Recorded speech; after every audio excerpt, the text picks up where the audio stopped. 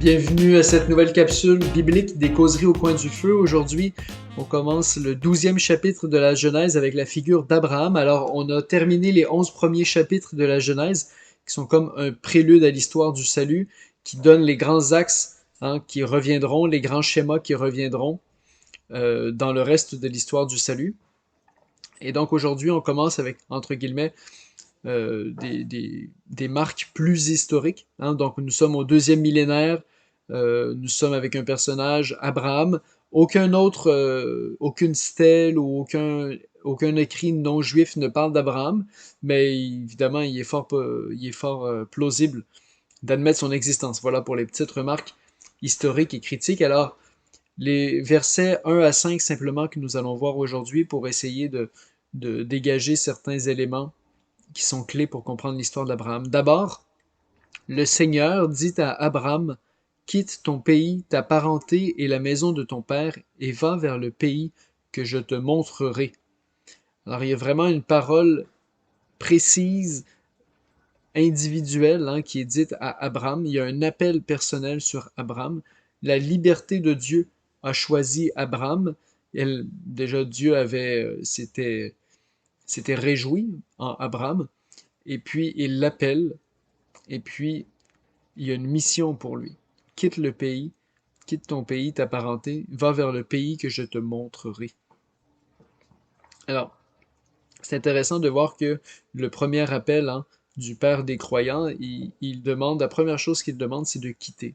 Parce que pour vivre d'une alliance avec Dieu, pour répondre vraiment en tout, avec une liberté authentique à la liberté de Dieu qui appelle, eh bien, il faut quitter, se quitter soi-même, il faut quitter aussi ses repères familiaux et sociaux pour entrer dans une nouvelle existence, pour entrer dans une conversion, dans une recherche de Dieu. Quitte ton pays, ta parenté et la maison de ton père, va vers le pays que je te montrerai. Exigence de l'alliance.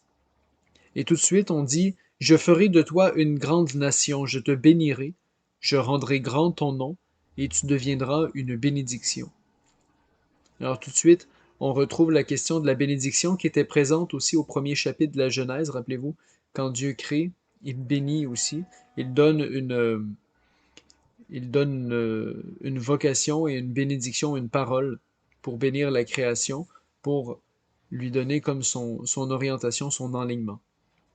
Je te bénirai, je ferai de toi, tu deviendras une bénédiction.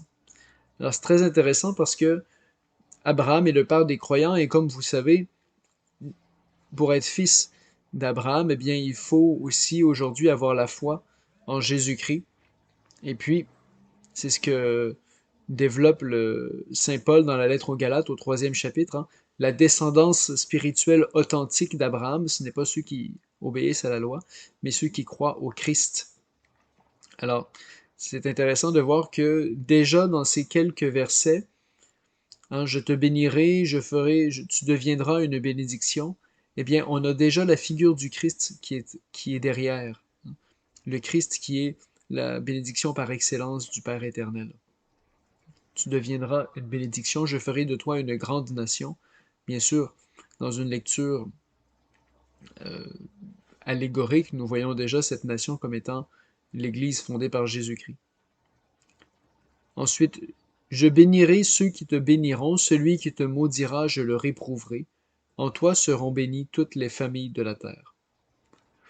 Je bénirai ceux qui te béniront, et qui te maudira, je le réprouverai.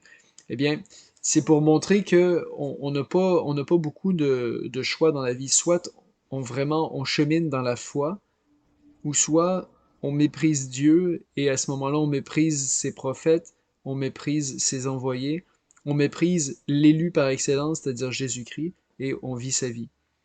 Et ici, comme on verra en Deutéronome chapitre 30, il y a deux voies.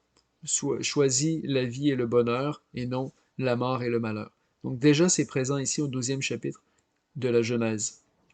Soit on choisit la bénédiction, ou soit on se retourne, on fait autre chose, mais à ce moment-là, on n'accueille pas la bénédiction de Dieu, et donc, en quelque sorte, nous sommes réprouvés. Abraham s'en alla, comme le Seigneur le lui avait dit, et Lot s'en alla avec lui. Lot, son neveu, pardon. Abraham avait 75 ans lorsqu'il sortit de Haran. Il prit sa femme Sarai, son neveu Lot, tous les biens qu'ils avaient acquis et les personnes dont ils s'étaient entourés à Haran. Ils se mirent en route pour Canaan et ils arrivèrent dans ce pays. Alors c'est intéressant de voir que il se met en route, il quitte, il ne sait pas où il va aller, comme dit la lettre aux Hébreux, il cheminait comme s'il voyait l'invisible. En fait, il savait pas où il partait. Et petite remarque pour terminer cette capsule. Donc, quand on voit des figures dans l'Ancien Testament comme Abraham ou encore Saül, David, Samuel et tant d'autres, il est intéressant d'aller voir ce que le Nouveau Testament en dit comme commentaire, comme accomplissement. Parce que ici, Abraham, il s'appelle encore Abraham, mais dans Abraham, nous avons déjà une figure du premier pèlerin, du premier homme en marche, du premier serviteur de Dieu qui essaie, qui est élu, et qui essaie dans sa pauvreté, bien sûr, de suivre le Seigneur, de lui obéir au doigt et à l'œil pour défaire toute la logique du mal qui s'est développée depuis la chute, le déluge et puis Babel. Là, nous sommes vraiment dans un nouvel élan, un élan d'élection, de bénédiction, un élan même de mission. Quitte ton pays, Abraham obéit déjà au Seigneur et se lance dans cette nouvelle mission dont il ne connaît pas encore les tenants et les aboutissants. Alors, deux choses. Abraham se fait promettre une terre et une descendance. Il quitte sa terre pour entrer dans une nouvelle terre et nous verrons la suite dans un prochain épisode. Que Dieu vous bénisse.